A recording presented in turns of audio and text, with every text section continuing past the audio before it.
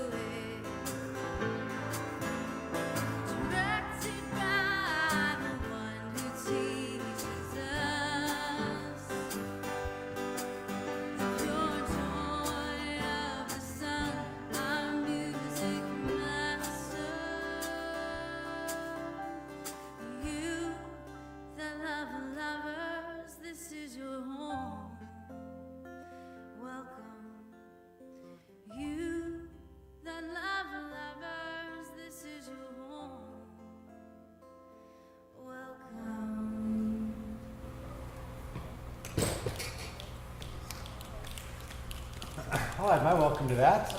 Doug, I think I met all of you. You might know that today is a special day because Sarah's back. That makes it a special day. And Alex is back with his soon-to-be bride, whose name I have forgotten, and now that's embarrassing. Joelle, nice to have you here. So that's great. And it's also a Christian holiday today. It's one of those Christian holidays that doesn't have a corresponding cultural holiday that goes with it. But in the Christian world, it's a big deal for it to be Pentecost Sunday. It's one of those movable holidays. It connects to Easter, really to the Passover celebration, but it's the celebration that comes 50 days after Pentecost, or after Passover. The early version of that story was the nation of Israel is called out of Egypt, and the Passover meal allows them to do so, and then Moses is called 50 days later up onto the mountain to receive the 10 Commandments.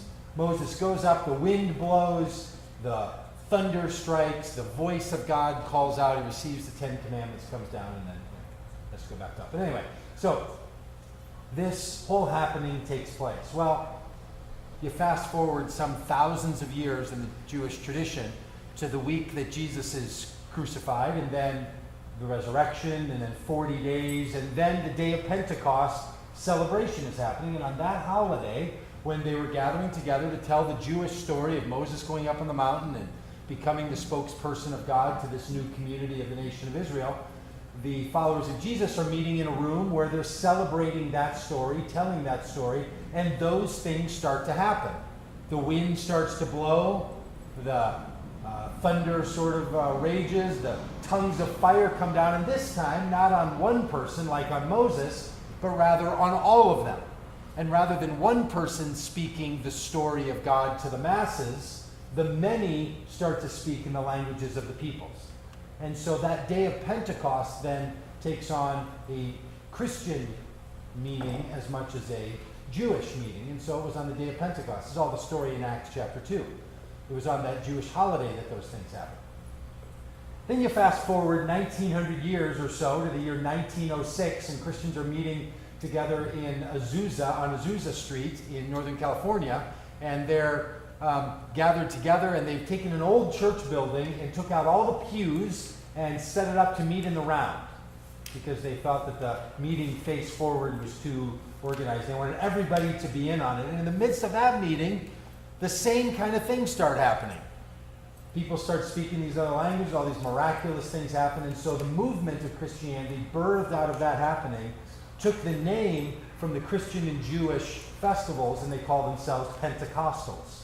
So the Pentecostal movement started spreading around the world because at that time, not speaking in like mysterious spiritual languages, but like in the book of Acts time, the people in that room would ask God for the ability to understand or to speak in languages of other people around the world. And then whatever language they could speak or understand became the area they would go to. So they would say, give me a language and that's where I'm going to go. So Pentecostalism spreads all over the world because of that story. So anyway, it's a big Christian holiday with this really sort of rich kind of history to it. And around this community, we think of ourselves as Pentecostals, not in that sort of speaking other languages way, but in sort of the Spirit falling upon everybody equally and everybody getting to be the spokesperson for God. And we have lots of ways we do that in this community, and we hope that remains true. That's also why there's a goose hanging above our heads, because 7 years ago or so, Michael, one of the artists here at the time, made this as a part of an art installment that was designed to tell the story of Pentecost. Like we've done Easter art installments and Christmas ones and so on. This was a Pentecost one. So in that balcony up there, he built that giant goose, and it's too big to get out the doors and stuff, so we're just going to leave it up there until it breaks apart, which I guess could happen, and it could come falling down on some small child. We'll think about that some other day, I guess. Paper mache can't last forever, but hope this doesn't end up with the insurance company. But anyway, that's why there's a giant bird, because to the Celtics, the Christians of 300 in Ireland, the Celtic peoples, St. Patrick in that crowd, when Christianity came there, they didn't refer to the Holy Spirit as a dove. They said the Holy Spirit is like an untamed wild goose. And so that's why there's a goose hanging above our head, because of because today's Pentecost. So that's why there's a goose hanging above our heads. Makes sense to me. There's a sentence no one's ever had to say before. That's why there's a goose hanging above our head, because today's Pentecost. Perfect sense. Anyway, happy Pentecost.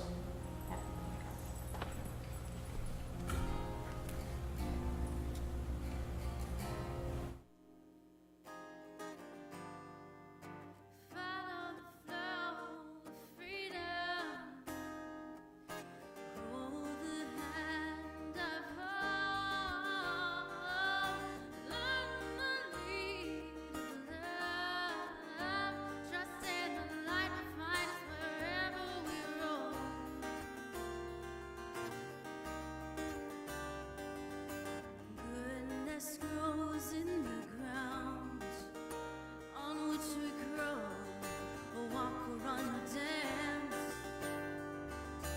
Nurture with gratitude, sharing together the abundant fruits.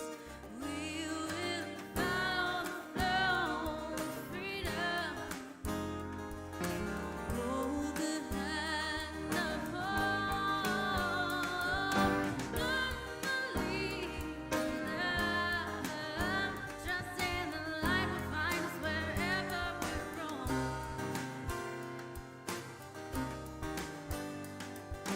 Kindness frees the soul. Shame and fear and pain from long ago. And grace embraces all despair. Walk out unbound into the open air. We will follow the flow of freedom. Hold the hand of hope. Learn the lead of love. Trust in the light will find us wherever we roam.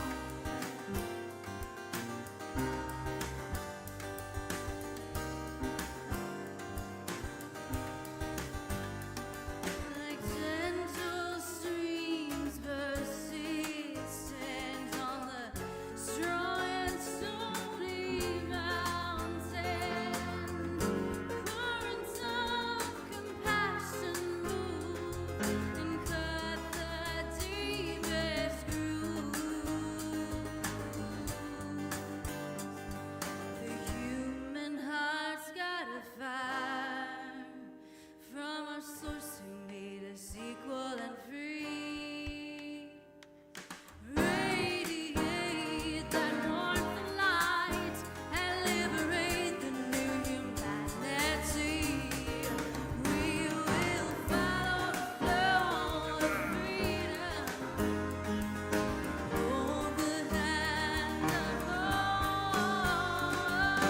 Learn the lead of love. Trust in the light will find us wherever we roam. Yeah, we will follow the flow of freedom. Hold the hand of hope. Learn the lead of love. Trust in the light will find us wherever we roam. Trust in the light will find us wherever we roam. Trust in the light will find us wherever we roam. Trust in the light will find us wherever we roam.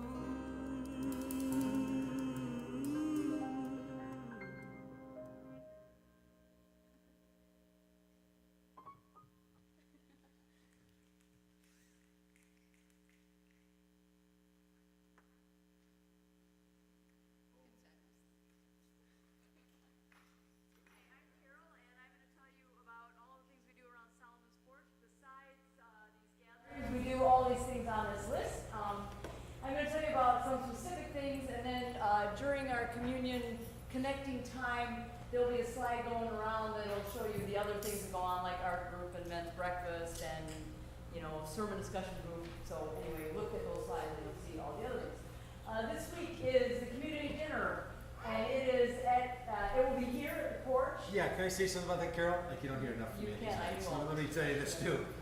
We're buying this building, and part of buying the building, we're asking people who are part of buying the building to make pledges for what they'll contribute over the next 3 years to buying the building. And it's a really good thing in a lot of ways for us. We use this building a lot, and for really great things. You might know that, you know, we have healing activities that go on in the building with acupuncture, and massage, and therapists, and yoga studios, and what we do here on these Sunday nights in our gatherings, and think kids in this building all the time. We host neighborhood events.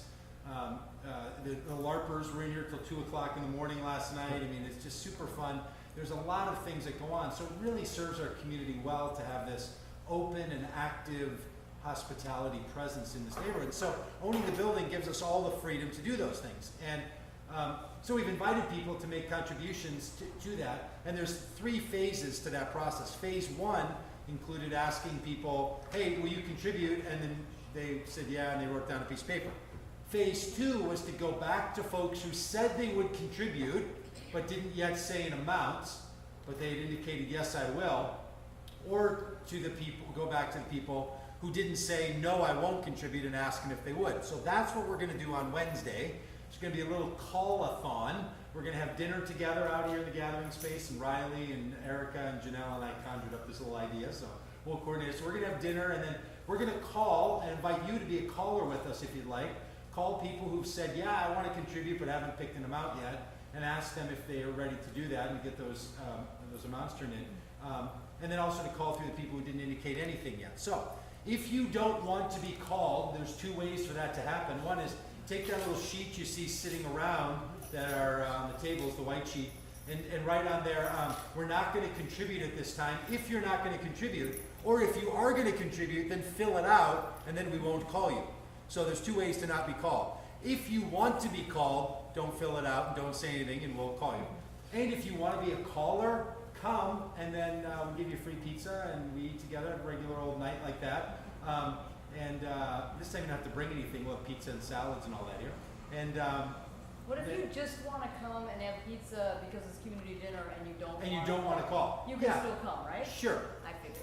I just want to, Yeah. qualify that for everybody. You so they know, use it. it'll just be I know, awkward, not it'll just be everybody else. strange, and people won't talk to you or anything, but you could come. That's not You true. could eat pizza in the corner by yourself with a dunce cap on. What if you No. just I will want a phone talk to you. call? If you just want to call, come about 6:45 and we'll be calling people. No, if you just want to receive a phone call. If you just want the call? Yeah, and you don't want to contribute, but you Or really you just want to you chat? just want someone to call you. Write down on that sheet of Becky, I paper, think you're please call me on Wednesday night, and somebody will be sure to call you early in the night. No. So anyway, come, do it however you want to do it, whether you call or not. But if you do want to be part of that, then we're going to roll the next part of that, of the process to the next layer of contributions for the building. So, Next up, every other month we serve a meal to the homeless and working poor at Loaves and Fishes, which is over on 17th Avenue and 24th Street.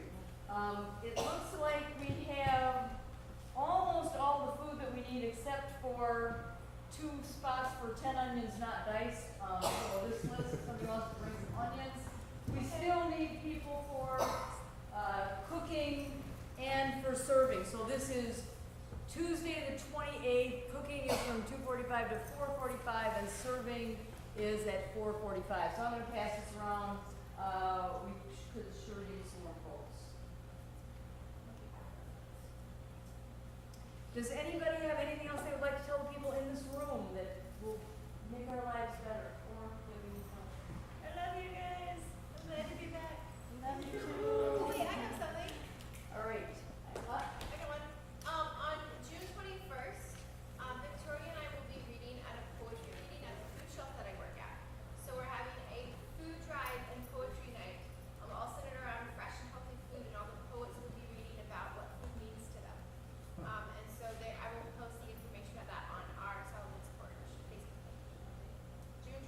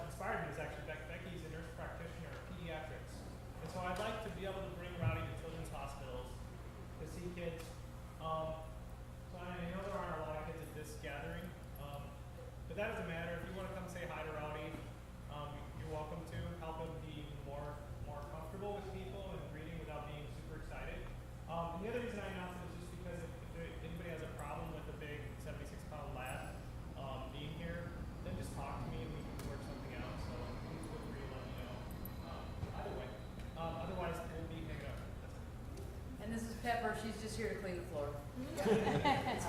Anybody else? I also mentioned Silva. Some of you know Silva and Clay. They're part of the 7 o'clock gathering. Silva's grandmother died, and they're off in Wisconsin at the funeral tomorrow, and that's full of all kinds of family complexities. So if you know Silva, she would like you to know that that's what she's up to right now. That's what's going on.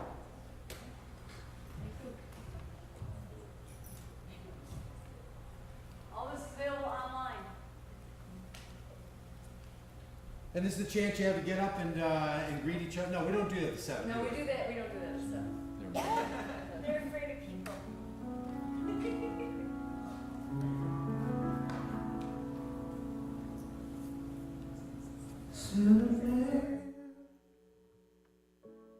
How'd you get in my mirror once again?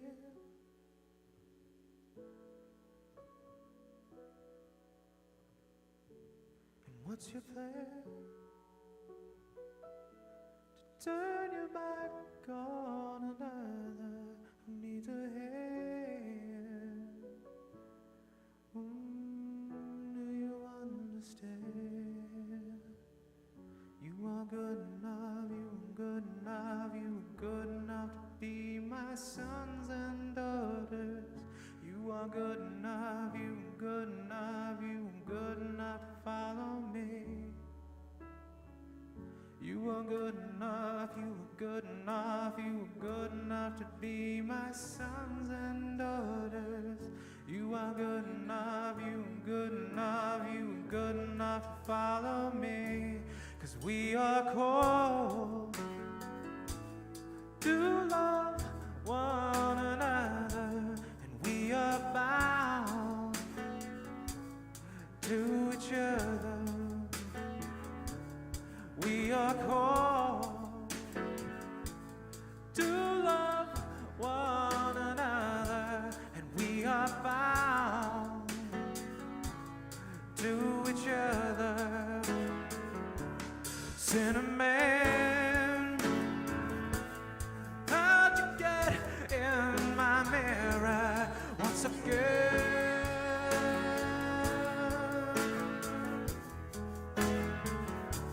And what's your plan to turn your back on another who needs a hand? Oh, do you understand? You are good enough, you are good enough, you are good enough to be my sons and daughters. You are good enough, you are good enough, you are good enough to follow me. You are good enough, you are good enough, you are good enough to be my sons and daughters. You are good enough, you are good enough, you are good enough to follow me. 'Cause heaven is here, heaven is now, heaven is here, heaven is right beside you. Heaven is here, heaven is now, heaven is all around you. Heaven is here, heaven is now, heaven is right beside you. Heaven is here, heaven is now, heaven is all around you.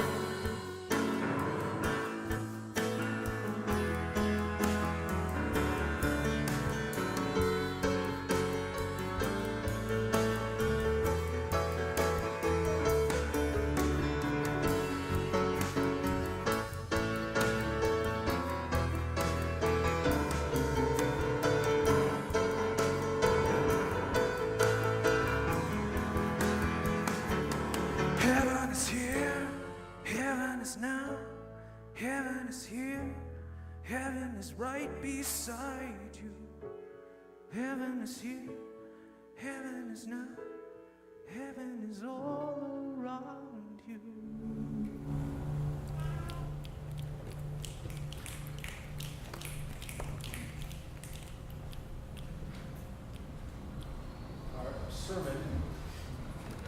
Our sermon has been a reading through the book of Mark, and we plan to finish next week, but it's taken us a long time to get through all this. So in maybe a couple more weeks, we're going to be still in chapter 14, tonight, which we couldn't make it all the way through last week. I suggested that the book of Mark could be listened to like a television show where you have episodes, and within the episodes you have scenes.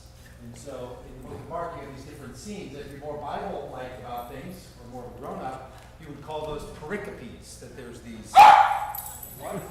Pericopes, yes. Just perfect. That there's these little stories that sit together, and together they make up a mosaic, or separately they also tell a story. And so tonight's episode is going to have 5 scenes in it, and sort of some famous-y stuff. Next week, we're going to have to make this decision at some point. Next week we might just read all of chapter 15 and 16 as sort of a stage play, and not let anybody say anything. So that might be a way to get through the whole book by the end, or we will push this all the way to June, but I don't know what to make a decision about it. Okay, so here we go. This is reading out of Mark. Starts with some real darkness. So if it was an episode, it would sort of be, Dexter. And by the way, there's 2 screens now with 2 different image brightnesses on them: the Clorox brand and the leading brand. So you can see this is much brighter over here. Future and past. So pick your screen. Jesus said to them, "You will all falter in your faithfulness. It is written, I will hit the shepherd, and the sheep will go off in all directions. But after I'm raised up, I will go before you to Galilee." Peter said to him, "Even if everyone else stumbles, I won't." But Jesus said to him, "I assure you that on this very night, before the rooster crows twice, you will deny me 3 times." Peter insisted, "If I must die alongside you, I won't deny you."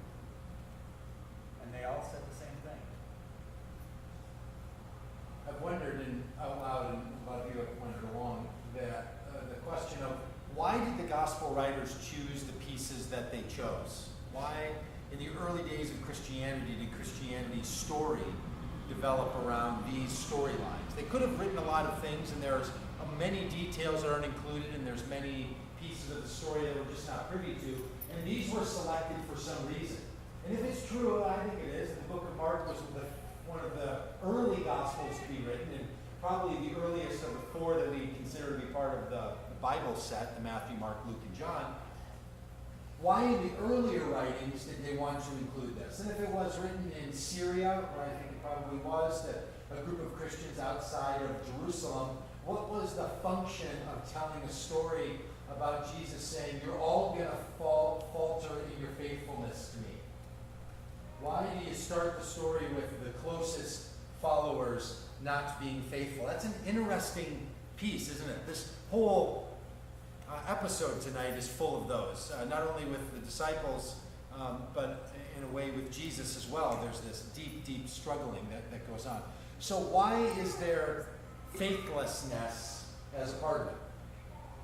I've always viewed this particular verse as being just sort of like a warning that even if you believe that you're very faithful, it doesn't matter how close or how strongly you are embracing your faith, there will be something that will cause you to question it. Yeah. And it doesn't disqualify you, right? Like, Right. This is Peter saying that. He's like, oh yeah, really, you're going to do it tonight. Like, not down the line something, not the sort of like, everybody's got bad days. No, Peter, you, before the rooster's second crow, is like before morning, you're going to do it twice. Isn't it interesting that the story starts out with faithfulness not being a requirement of fellowship? Isn't that an interesting thing? I just don't know that we hear that enough, right? At the 10 o'clock and the 5 o'clock, people noticed that little phrase of, I think Corey at the 10 o'clock said this, or you weren't even here at the 10, I don't know what he said. It was last time. Last time. And they all said the same thing. Like, it's not just Peter, it was all of them. That wasn't me.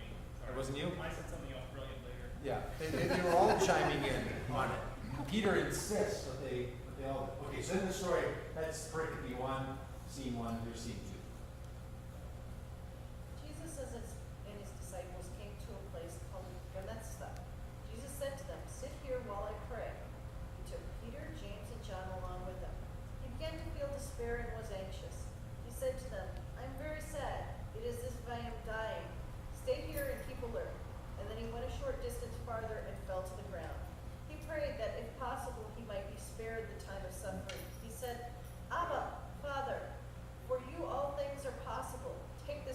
suffering away from me. However, not what I want, but what you want. You might pick up a couple of things that trigger your memory. One of those might be that whole keep alert. 2 weeks ago, we were in chapter 13, I mean, not long ago. That was the whole way this section sort of started. This season kind of started with that. This idea of stay alert, pay attention, know what's going on. And so that comes up again, this kind of stay alert. Or maybe you notice, as Michael did, who's sitting here where Becky's sitting at the 5, he liked to pick up the idea that this starts in a garden, and that if Jesus is in the role of the second Adam, A-D-A-M, that if he's the second Adam, like you were getting confused with like an Adam, but anyway, the second Adam as in Adam and Eve Adam, not this one, the second Adam, that he's in a garden, and this time the second Adam is faithful even though he doesn't understand what's going on. It could be this contrast to the first Adam, who was the one who eats from the forbidden tree, right? Maybe you pick up on that. Or maybe your mind goes to this idea that Jesus feels despair and anxiousness, feels such sadness that he feels like he's going to die. I'm not a psychologist or a medical doctor, but I think we have a category for that in our current language. It's called having a panic attack, right? When you're so anxious, you're in such deep despair, you're so overcome with sadness that you feel like you're going to die just thinking about something. Here you have Jesus in that place. So now you have a gathering of disciples who are going to be unfaithful, and the faithful one who's in a full-on panic attack. This is not the way a lot of people have described Christianity. It's not even the way a lot of people permit people to be Christian in Christianity. Like, there's a big movement to say, if you have those kinds of issues, rather you should trust God. But this story sort of unfolds with, that's the way Jesus feels about things. You also might know, if you've studied theology or heard people talk about this, these are some of the places where the belief about Jesus being a God-human blend in such a way that Jesus wasn't really human, that theology that develops in the early stages of Christianity and is perpetuated in a lot of places, runs into real trouble in some people's thinking because of stuff like this, right? This is like the humanity side. And then people have all these theories about like the humanity overrides the divinity or whatever you do with that. This just has you with a picture of Jesus in a very stressed and normal sort of way. You know, it makes me think about all the people that struggle with depression and times in their lives where they're just falling apart.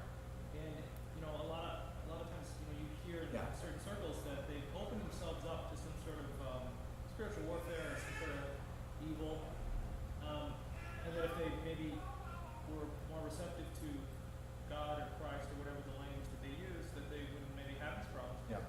And I think this kind of tells a little different story in my opinion, but some people would still, sort of see this as a spiritual warfare kind of a thing, Mhm. even in that Mel Gibson film. I think in Gethsemane, perhaps there's some real creepy Yeah. stuff going on Yeah. in terms of the personification of evil and the devil and Yeah. you think about all that stuff. But I just think it's interesting that I guess I've sort of come a long way of thinking of that's not necessarily you're not being overtaken by evil because you're experiencing the breadth of emotion.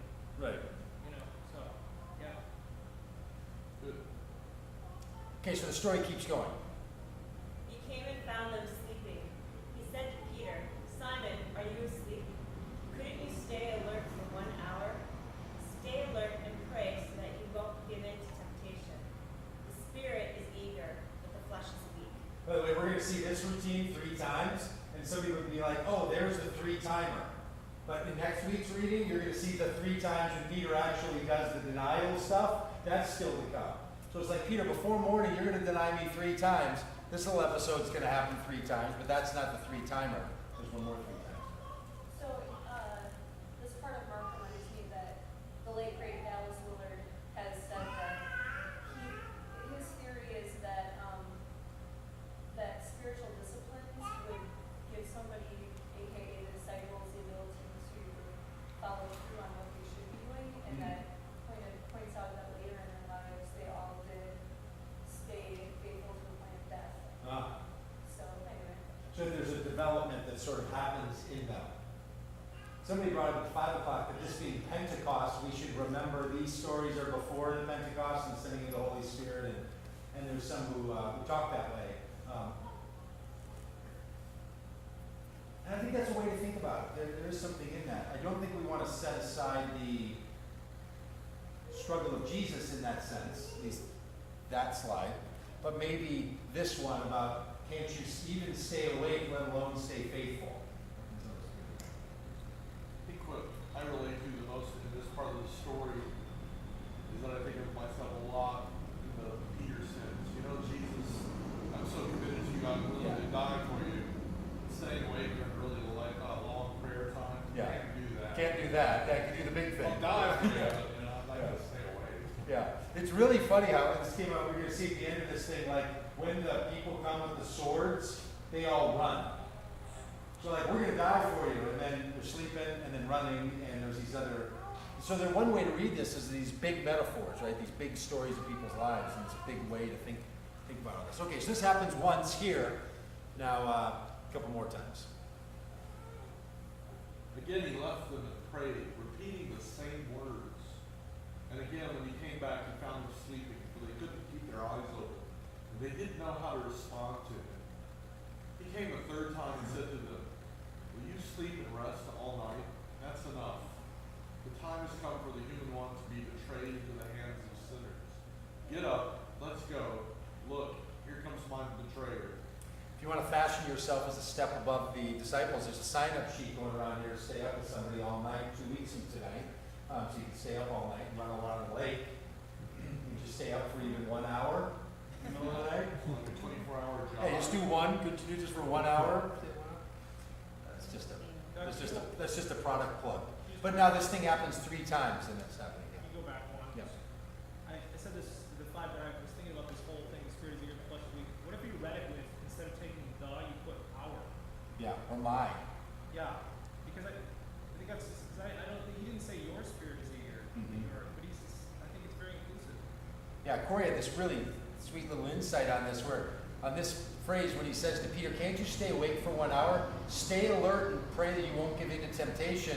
And then the question of the spirit is eager but the flesh is weak. Is that Jesus, after round 1 of his own such deep, anxious despair, sadness, feeling he's dying, is he only talking about Peter's flesh being weak, or is he also talking about his own? Is Jesus wrapped up in that? Like, I need you to pray for me now, for spirit is eager, but flesh is weak. That's a really interesting thought, too. I've never thought about having Jesus implicating himself in that story. Okay, so then it keeps going. So that's enough. And then the betrayer is now away. So the collection of people involved with Jesus in the early days are faultless faithful people, or fault-driven faithful people, a savior who's anxious in despair, and a betrayer. It's quite a crowd. As we like to say around here, that's why we read these stories, because, you know, that fits well with a bunch of us. Right?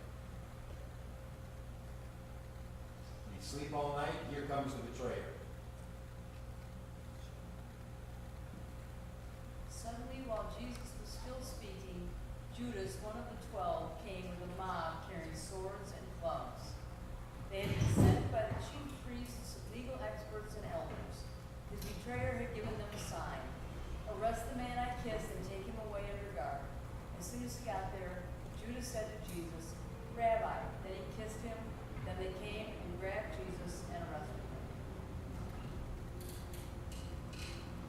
It's one of those sections that shows up in the other Gospels as well, but the details are a little different. Mark doesn't put the sword in the hand of Peter.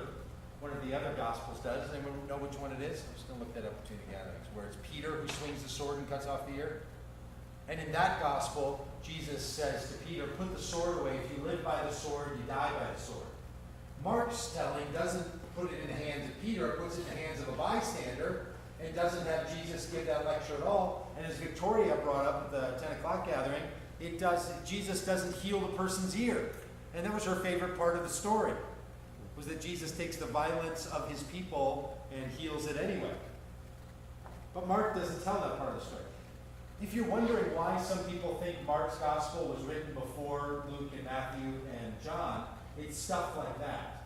when people see, if you study this sort of thing, and you have this kind of belief system that I have, when you see a gospel that has different details that are less and less specific details than the others, the assumption is that the gospel curators of Mark are not going to take details and lop them off. It's more likely that details are going to be expanded. Like, oh, it wasn't just a bystander, it was actually Peter. And, oh, have you heard that part of the story? What you didn't hear, because everybody ran off or whatever, was Jesus healed the person's ear, right? Those kinds of things seem like they're going to come later in development, not earlier. These are parts of the clues that give people who study dates of when Gospels were written a hint that maybe Mark was written before the others. But Matt at the 10 o'clock was like, look, this is the kind of stuff that drives me crazy. I read one gospel and it gives details that are so different than the other gospels. How do I know that you can believe any of them? It just kind of feels like it's all made up. Like when the details are that different, like it was a bystander who swung the, it was a bystander who swung the sword as opposed to Peter. Like that just really matters. So these are the kinds of things that can be disturbing to people when you see these differences. And there's lots of solutions that are suffice to some and don't suffice to others. That's just, that theory is also dependent on the language being the same. Bystander might not have the same meaning when this gospel is written as the other gospels. Yeah, it could be. It could be lesser guard, it could be, depends on when it was written. Yeah, it could be that the details are explainable in some way, and those are explanations that make sense to some folks. Yesterday, you have a comment? Yesterday, Dave and I were having to solve a little problem out front. So we're out front looking at that sign that Carol has painted, and at the bottom of the sign it says gatherings at 5 and 7, but it doesn't say anything about 10 o'clock. The sign above it that Carol has painted says summer gathering times 10 a.m. and 5 p.m., right, or summer gathering times.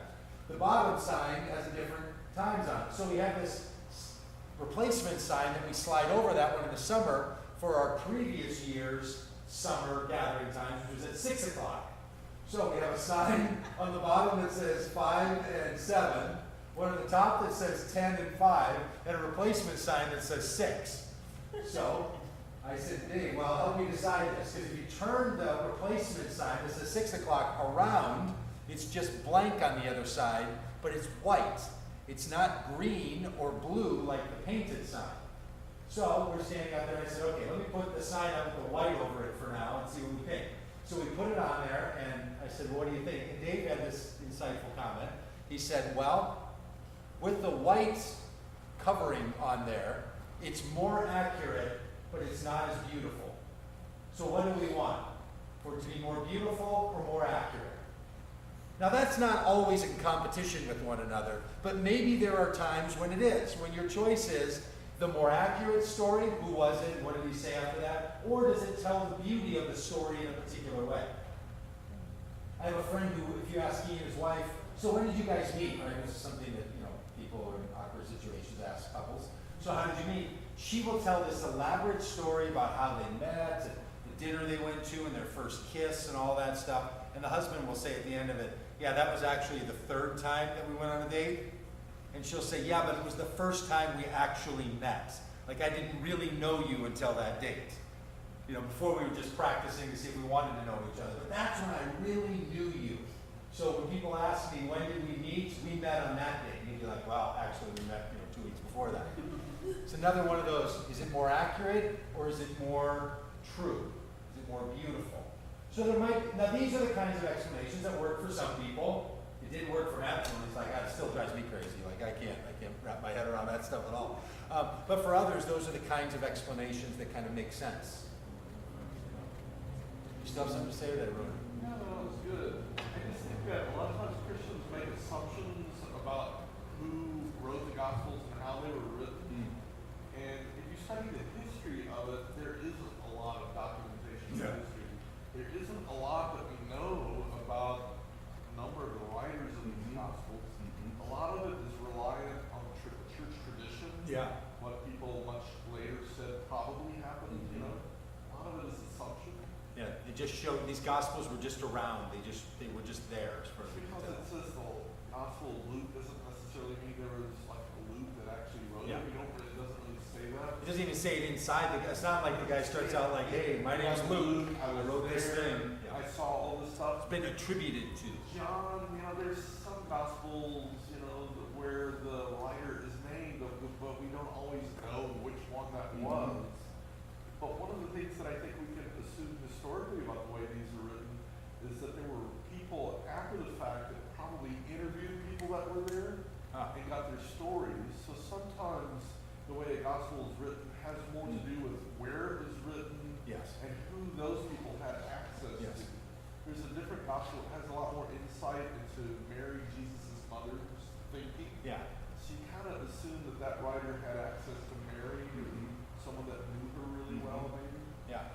Or So we're starting with that story everyone knew, and we're telling you the other parts of the story you didn't know. So to try and get them all to be the same thing is asking a whole lot out of people that we don't know who they were, where they were, or what they had access to. And I think what gets frustrating isn't the Bible's own presentation of itself, frankly. I don't want to be a Bible apologist because that's just no way to make a living, but it's not what the Bible says about itself. It's what everybody else has said about the Bible, and then you actually read it for yourself and like, I'm not sure it's always what I've heard it to be. So then there's this struggle that people have between sort of the assumptions about its uniqueness and its ability to play by a different set of rules than every other kind of writing that sits kind of funny to some people, and it takes a while to have a faith that my Catholic friends are fond of reminding their Protestant brothers and sisters that the church wasn't generated out of the Bible. The Bible was preserved by the church. So there was faith before there was a canonized Bible. And there will be one after that if it were to ever go away. It's not dependent upon it. Protestants, especially those out of the Lutheran tradition, like to posture the Bible as an authority from which all of the church receives its authority. So there becomes some different traditions in how you treat this sort of thing. And there's lots of reasons why people have these different traditions, right? They're not easy to let go of. Is there a hand up? Or snapping going on? No? Riley was there on Tuesday a couple weeks ago and we talked about this and made a big deal out of running away naked. You remember that? You remember what you were thinking? Or what you said that night?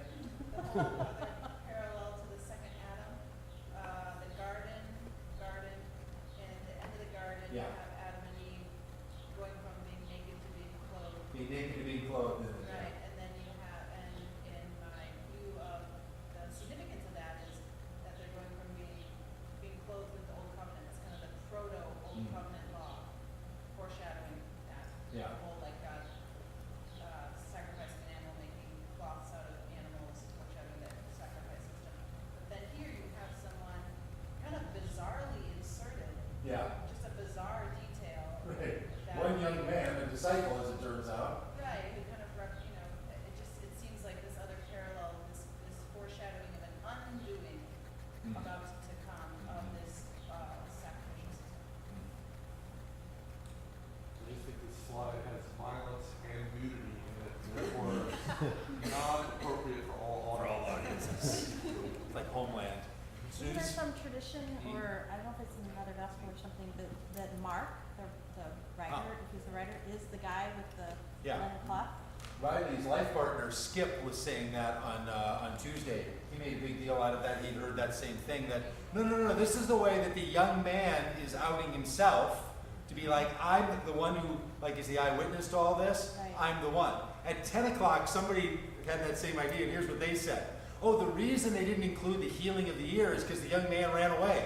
He didn't see it happening. So there you go. That's right. That's a key workaround. But that's another way to think about it, is that he was the one who ran off and wanted to state the fact that he was there dressed in a toga outfit with nothing underneath it at all. Just a linen. And the same tradition asserts that the Mark of the writing of this gospel is the same Mark that you read about in Acts that partnered with Paul part of the way John. through. Yeah, John Mark, that guy. Yeah. But that's not all proof for that. No, but it's, it's kind of like family histories. I don't know if you've all done your own family history.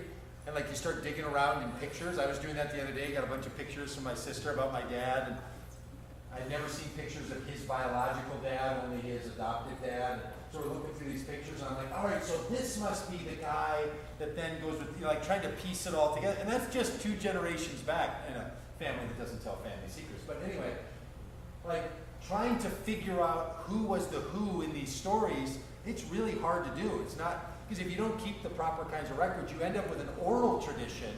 My dad talking about his dad, but it was this other guy who was his biological dad, not the dad that he grew up with. And it's hard to know who's who after a little while. Is there a hand? Yeah, I wanted to say that I had not thought of what Tim said before about some of the Gospels being kind of like interviewed eyewitnesses, but it sounds like this little part might have been someone who was not that familiar with the people and was like, and one guy cut And there was off a his guy, head. and there was a kid that ran. And one guy ran away Yeah. with it, and he Yeah. maybe didn't know the whole. 2 weeks ago, I made a big deal about the story where it was like, they don't tell you who the woman was, but they do tell you who this was and that kind of thing. This is interesting too, that it shifts again back into that, like, here's people's names, John or Peter and John and James, and then you get up here and it's like, Judas gets named. The rabbi would want us to notice that Judas is named. But then here it becomes a bystander and a young man runs off. Their names aren't important. And I have this little theory that someone should work on someday, but I don't do that stuff anymore. Somebody should work on like the role of the nameless being the generic and the names of the named being the specific.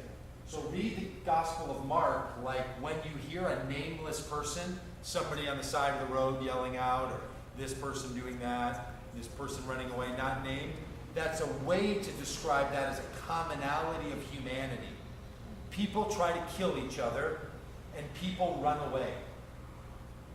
That invites you into the generic human experience, not just the specific human experience. Maybe there's a way to read Mark that you could see that as a literary function. But or maybe not. That could totally fall apart, but it'd make a good research project for somebody who's got time on their hands. I don't know what good that would do, but maybe there's something. It's certainly true that in other cultures, especially in the Hebrew culture and the Hebrew text, there are literary features that we are totally not familiar with. Yeah. And so when we say, this seems odd, this is sticking out to me like it's saying something without saying something, Yeah. it usually is. And we're just not trained. We're so linear and material focused. Nice. All right, so we'll pick up the story from here, from the young lad running off naked. Did you have another word? Real quick one about thing on the running around naked. It could also be interpreted, especially with the date in which it was written, as someone willing to abandon their modesty and principles in order to save their own skin out of fear. Yeah. Like this is the degree to which someone will run. Give it all up. All right, so we'll sing a little bit, and then we'll have a Belizean communion introduction. Is that how you would say it? How would you say something from someone in Belize? Belizean?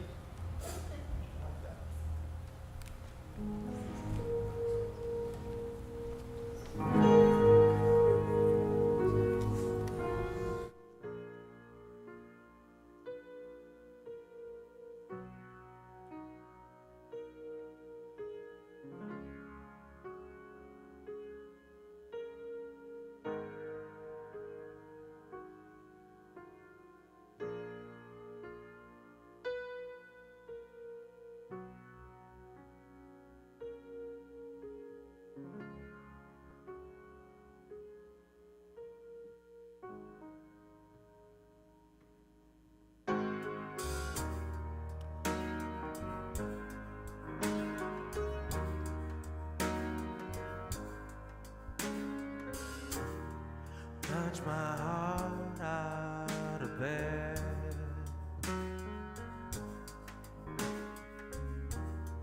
Take my coffee medicine.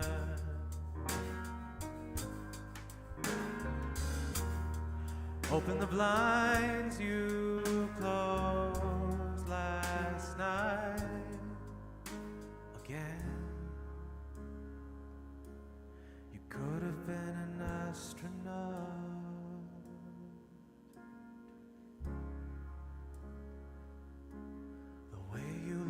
down on us.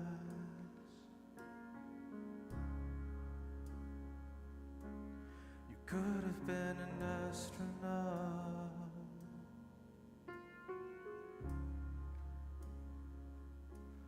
The way you look down on us, all our lives in great glass jars. Hold me in your serpent light. Wrap it all around my body. All our lives in great glass jars. Tear the labels off the walls, and all of life's a rocking chair, back and forth and over end.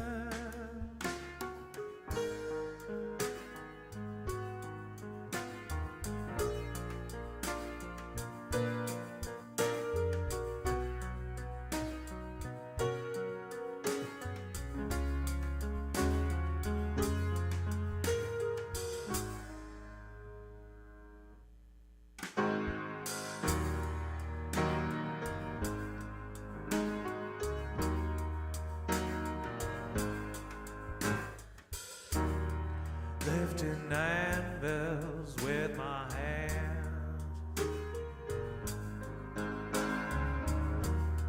while you stroke your violins,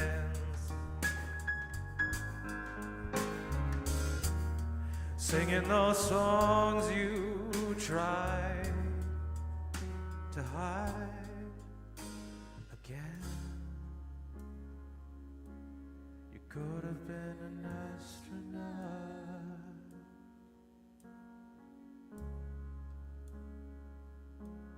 The way you look down on us,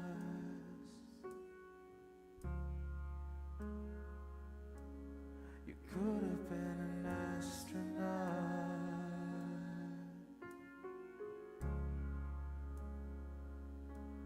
The way you look down on us,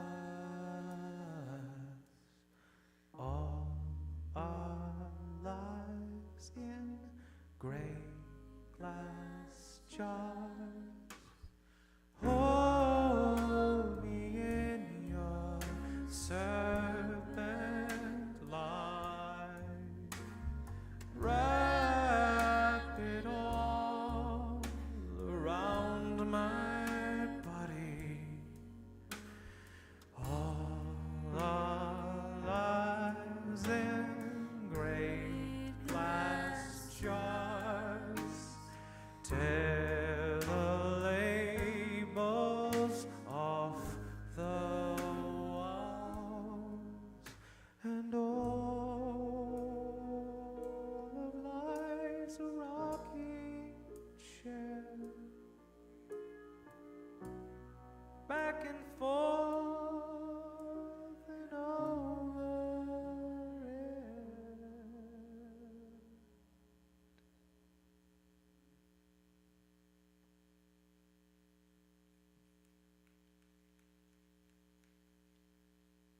Hello, I'm Alex.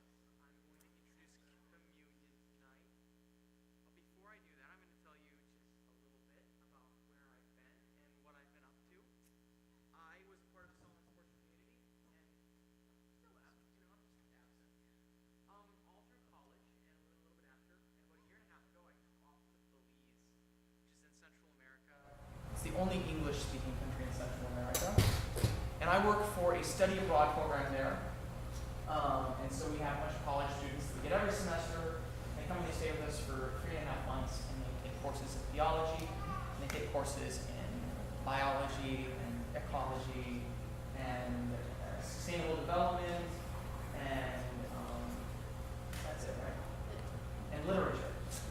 So that's what I've been doing. I've been gardening in the hot tropical sun of Belize, and I am so excited to be back here in cool Minnesota where I can wear warm shirts and it doesn't smell like smoke because it's the dry season in Belize right now, and the whole country is just a big bonfire.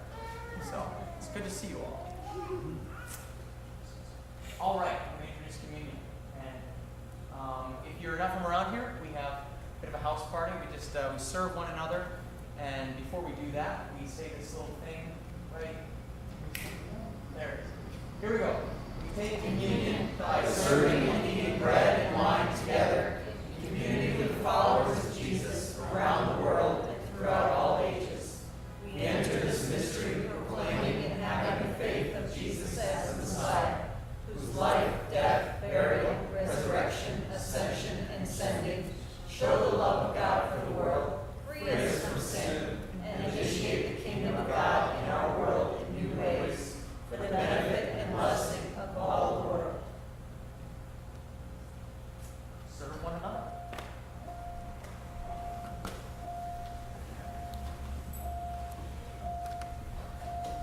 Tired of waiting,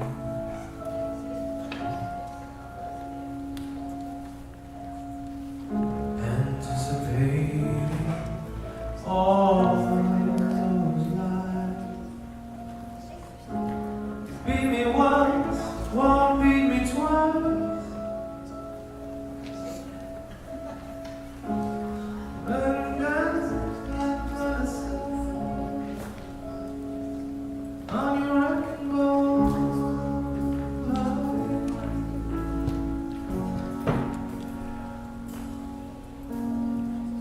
Shut down.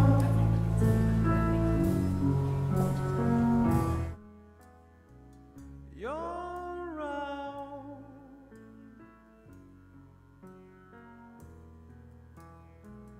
Hold down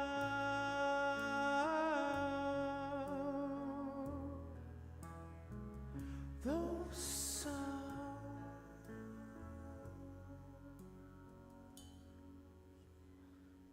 Tempting features,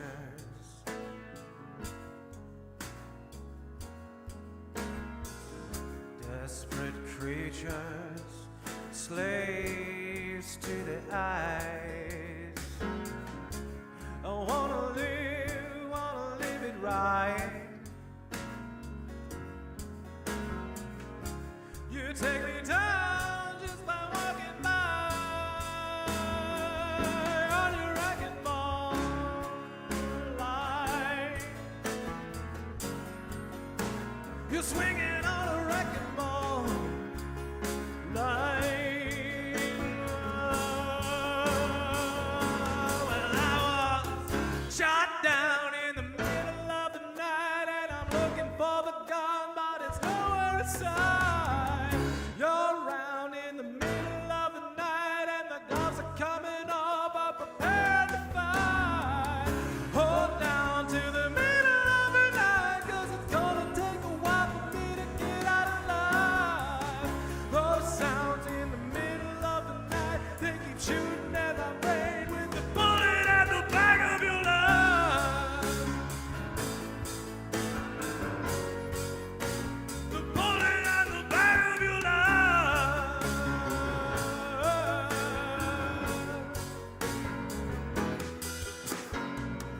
You're mistaken.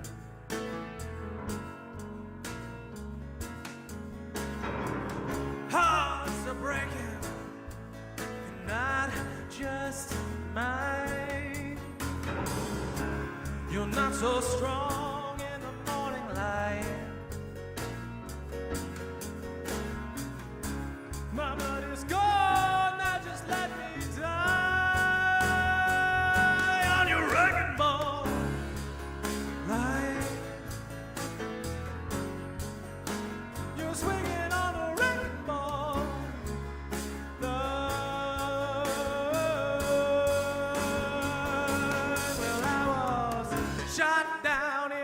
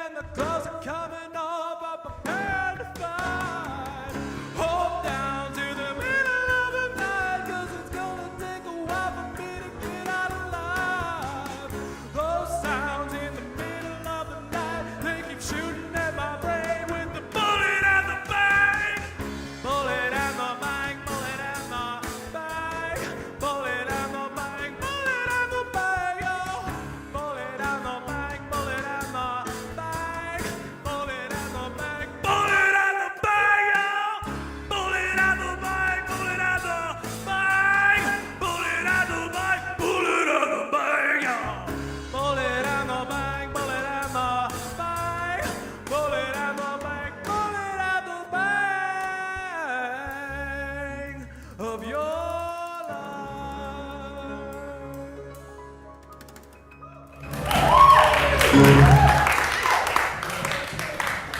what are you doing? That is fantastic.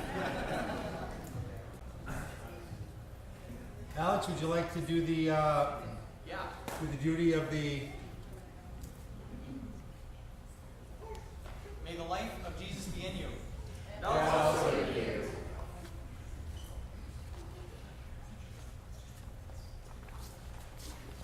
If things stay as planned, we'll be back to a summer gathering. We're back to a 7 o'clock gathering after the summer, but next week we won't be. This is it.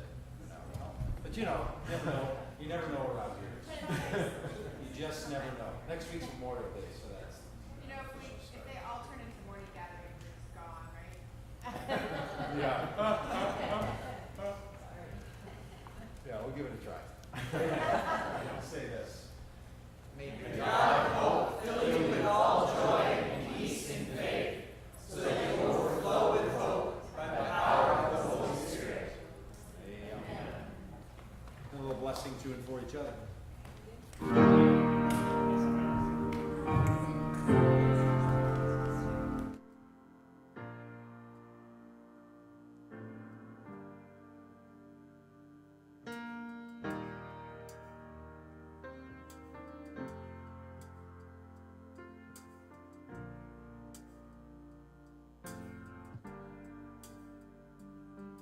And there is still hope.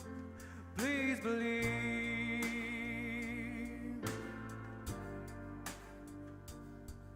Yes, there is still hope. Please believe.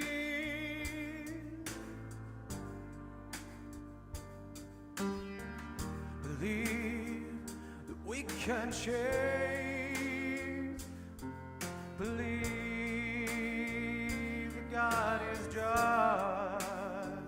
just believe that we can change. Believe that God is just believe that we can change.